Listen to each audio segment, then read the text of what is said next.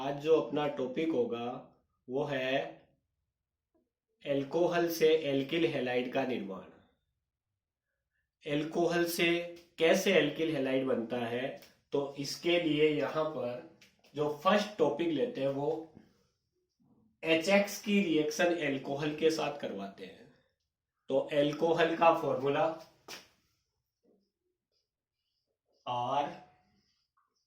ROH, alcohol का ये functional group है, OH R एल्किल ग्रुप है। इस एल्कोहल की रिएक्शन हेलो एसिड के साथ करवानी है, HX के साथ। तो यहां से क्या होगा, H2O बनेगा और R और RX प्लस H2O। इस HX के जगह आप HCl, HBr, HI, HF नहीं लेना है, उसका बॉन्ड स्ट्रॉन्ग होता है, वो आसानी से ब्रेक नहीं होगा। तो HX की जगह आपको HCl, HBr, HI लेना है। तो ROH प्लस HCl, तो यहां से जल का अणु बाहर निकलेगा मॉलिक्यूल, तो RCl एल्किल हैलाइड और प्लस H2O। इसी प्रकार आपको एल्कोहल की HBr के साथ करवानी है और एल्कोहल की HI के साथ करवानी है। तो यहां बात करते हैं HX की। तो HX की जगह HF, HCl, HBr, HI, ये हेलो एसिड रखे हैं, हेलो अम्ल रखे हैं। तो यहां पर इन हेलो एसिड में हाइड्रोजन है, तो हाइड्रोजन की साइज सब में सेम होगी। अब बात करते हैं FCl, Br और I। तो F है, इसकी साइज इनसे छोटी होगी, Cl उससे बड़ा होगा, Br उससे बड़ा होगा और I इससे भी बड़ा होगा। अब यहां पर क्या है, H की साइज भी छोटी है, F की साइज भी छोटी है, तो इसका जो बॉन्ड आएगा वो बहुत ही ज्यादा स्ट्रॉन्ग आएगा। इसको तोड़ने के लिए एनर्जी ज्यादा चाहिए, तो यहां पर इस रिएक्शन में HF नहीं लिया जाता। अब यहां बात करें तो HI में आयोडाइड की साइज बहुत बड़ी है और इसकी बॉन्ड लेंथ भी ज्यादा होगी, तो बॉन्ड इजीली टूट जाएगा, ब्रेक हो जाएगा। तो सबसे ज्यादा इस रिएक्शन के लिए रिएक्टिव होगा HI, उससे कम HBr, उससे कम HCl और सबसे कम HF। अब मैं बात करता हूं HCl की। तो यहां जो एल्कोहल के साथ में आप HCl ले रहे हो, ये एल्कोहल 1 डिग्री, 2 डिग्री, 3 डिग्री हो सकता है। तो 1 डिग्री, 2 डिग्री एल्कोहल की क्रियाशीलता, रिएक्टिविटी कम होती है, इसीलिए यहां पर कैटेलिस्ट किया जाता है निर्जल ZnCl2 एनहाइड्रस ZnCl2 उत्प्रेरक कैटेलिस्ट दिया जाता है। ये कैटेलिस्ट इस HCl के बॉन्ड को इजी वे ब्रेक कर देगा, तो इस रिएक्शन की जो रिएक्टिविटी है बढ़ जाएगी। तो ये जो HCl है, ये HCl गैस फॉर्म में है यहां, तो HCl गैस निर्जल ZnCl2 एनहाइड्रस ZnCl2, ये अगर आप ले रहे हो तो इस प्रोसेस को कहते हैं ग्रोव प्रक्रम, ग्रोव प्रोसेस, ग्रोव प्रोसेस। तो यहां पर RCl प्लस H2O। इस रिएक्शन के लिए यदि एल्कोहल की रिएक्टिविटी का ऑर्डर देखा जाए तो 3 डिग्री, 2 डिग्री, 1 डिग्री ये रहेगा। अब बात करते हैं HBr की।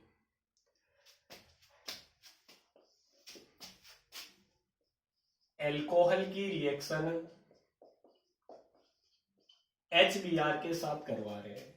HBr को पहले लैब में बनाना पड़ता है, ये सीधा HBr यहां पर रिएक्शन नहीं कर रहा है। तो HBr को कैसे बनाना है, इसके लिए आपने सोडियम ब्रोमाइड लिया NaBr, इसकी रिएक्शन आपको H2SO4 सल्फ्यूरिक एसिड के साथ करवानी है।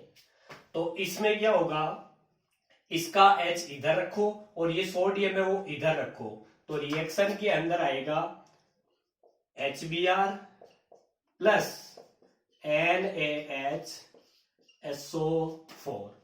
अब ये जो एकदम फ्रेशली प्रिपेयर्ड, एकदम ताजा बना हुआ HBr है, वो रिएक्शन करेगा एल्कोहल के साथ में। तो यहां से H2O रिमूव हो जाएगा, तो प्रोडक्ट आ जाएगा RBr और प्लस H2O। तो लेब में HBr को कैसे बनाना है, NaBr सोडियम ब्रोमाइड की रिएक्शन करवानी है H2SO4 के साथ, तो एकदम फ्रेश HBr मिल जाएगा।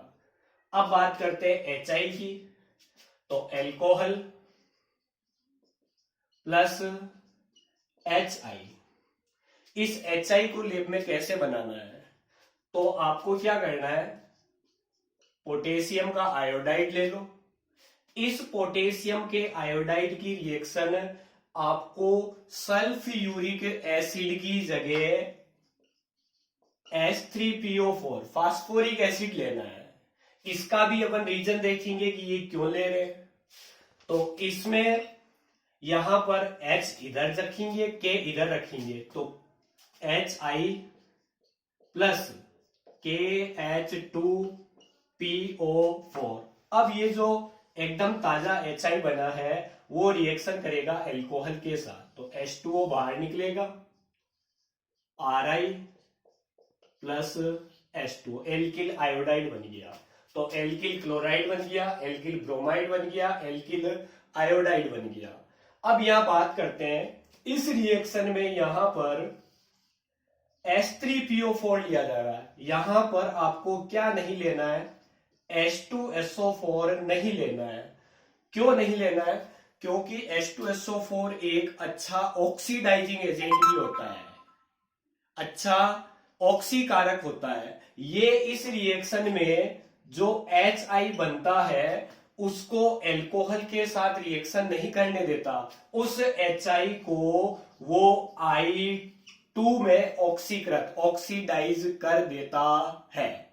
तो इस रिएक्शन के अंदर आपको H2SO4 की जगह H3PO4 फास्फोरिक एसिड लेना है, क्योंकि सल्फ्यूरिक एसिड अच्छा ऑक्सीडाइजिंग एजेंट है, ऑक्सीकारक है। जो रिएक्शन के अंदर जो HI बनता है उसको सीधा ही I2 में ऑक्सीडाइज कर देता है। ये HI एल्कोहल के साथ रिएक्शन नहीं कर पाता, इसीलिए यहाँ H3PO4 लिया जाता है। अब बात करते हैं एल्कोहल की रिएक्शन। अब बात करते हैं फास्फोरस के हैलाइड लेते हैं। तो फास्फोरस के हैलाइड लेते हैं, एक तो ट्राई हैलाइड और एक पेंटा हैलाइड। तो क्लोर इसकी जगह आप PCl3 PCl5, फास्फोरस ट्राइक्लोराइड और फास्फोरस पेंटाक्लोराइड, इसकी रिएक्शन करवानी है एल्कोहल के साथ। ROH की रिएक्शन PCl3। अब क्या होता है, ये जो PCl3 होता है इसमें फास्फोरस और क्लोरीन के बॉन्ड स्ट्रॉन्ग होते हैं तीनों ही, तो एक एक बॉन्ड को ब्रेक करना है। तो आपको फास्फोरस से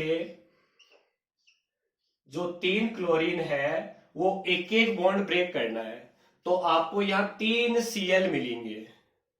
तो होगा क्या, 3 Cl मिलेंगे, तो यहां एल्कोहल भी आपको 3 बार लेना है। तो मैं यहां पर एल्कोहल ROH ROH ROH, तो ये बॉन्ड ब्रेक हो जाएंगे। 3RCl प्लस P और OH 3 बार आ रहा है, तो आप इसको ऐसे लिख सकते हो POH का होल 3, या इसको H3PO3 ये लिख सकते हो आप। तो यहां पर अगर रिएक्शन को बैलेंस करें तो एल्कोहल 3 बार लिया है, तो यहां पर इसको 3 बार लिख दो। अब बात करते हैं PCl5 की। Alcohol plus PCl5। तो यहां बात करते हैं, पहले थोड़ी PCl5 के अपन स्ट्रक्चर की बात करें। तो PCl की जो स्ट्रक्चर होती है वो होती है ट्राइगोनल बाइपिरामिडल, त्रिकोणीय द्विपिरामिडी। इस स्ट्रक्चर में क्या होता है, ये जो दो बॉन्ड होते हैं एक्सिस वाले, अक्षीय, ये बॉन्ड लंबाई में ज्यादा होते हैं, लेंथ में ज्यादा होते हैं, और ये जो नॉन एक्सिस वाले बॉन्ड है वो लेंथ में कम होते हैं, लंबाई में कम होते हैं। तो ये बॉन्ड है वो इजी वे ब्रेक हो जाते हैं। तो यहां बात करते हैं ROH। अब P से Cl, और यहां पर भी Cl और यहां पर भी Cl, ये बॉन्ड ब्रेक करने हैं आपको। तो RCl alkyl chloride plus PO और 3 Cl, तो POCl3, इसको फास्फोरस ऑक्सीक्लोराइड कहते हैं। और प्लस यहां पर बात करें HCl। नेक्स्ट बात करते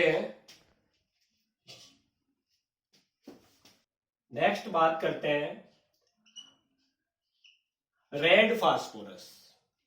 ये फास्फोरस का अपरूप है, एलोट्रोप्स है। इस रेड फास्फोरस की रिएक्शन यदि X2 के साथ की जाए, यहां आपको X2 की जगह Br2I2 रखना है। तो यहां पर आपको जो प्रोडक्ट आएगा वो आएगा PX3।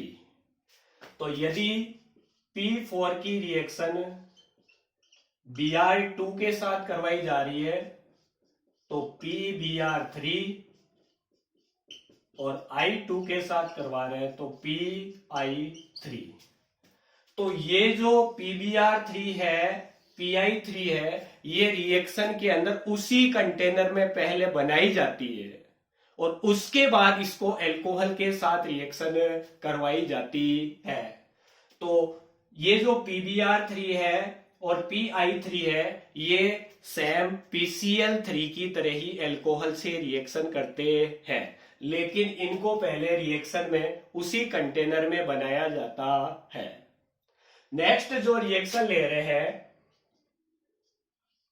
अल्कोहल की reaction thionyl chloride. Thionyl chloride का फॉर्मूला SOCl2। ये जो रिएक्शन है वो पिरीडीन की प्रेजेंस में होती है, पिरीडीन की प्रेजेंस में होती है। तो इसकी जो स्ट्रक्चर की बात करें ROH, थायोनिल क्लोराइड में S double bond O Cl, ये बॉन्ड आपको ब्रेक करने हैं। तो RCl plus SO2 plus HCl। इस रिएक्शन में SO2 भी गैस है और HCl भी गैस है। दोनों ही जो को प्रोडक्ट अन्य उत्पाद मिल रहे हैं वो गैसीय कंडीशन में है। तो इस रिएक्शन में होता क्या है, ये जो पिरीडीन ले रहे हो आप, वो पिरीडीन इस HCl गैस को अवशोषित कर लेता है, एब्जॉर्ब कर लेता है, और SO2 गैस है वो एटमॉस्फेयर में चली जाती है। तो पीछे जो प्रोडक्ट रहेगा वो RCl। तो ये एल्किल क्लोराइड का बनाने का सबसे अच्छा मेथड है, क्योंकि इसके जो दोनों अदर जो ये कंपाउंड आ रहे हैं, अदर जो प्रोडक्ट आ रहे हैं, वो दोनों ही गैसेज कंडीशन में है। तो एल्किल क्लोराइड की ये सबसे अच्छी मेथड है। अब ये रिएक्शन केवल और केवल एल्किल क्लोराइड के लिए आती है। एल्किल ब्रोमाइड या एल्किल आयोडाइड इससे नहीं बनाया जा सकता, क्योंकि अगर आपको RBr बनाना है तो इसकी जगह आपको SOBr2 लेना पड़ेगा, और RI बनाना एल्किल आयोडाइड तो SOI2 लेना पड़ेगा।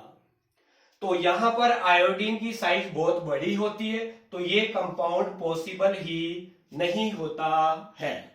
और SOBr2 है, ये रूम टेम्परेचर पे ज्यादा रिएक्टिव होता है, क्रियाशील होता है, इसीलिए इसको भी यहां पर नहीं लिया जाता।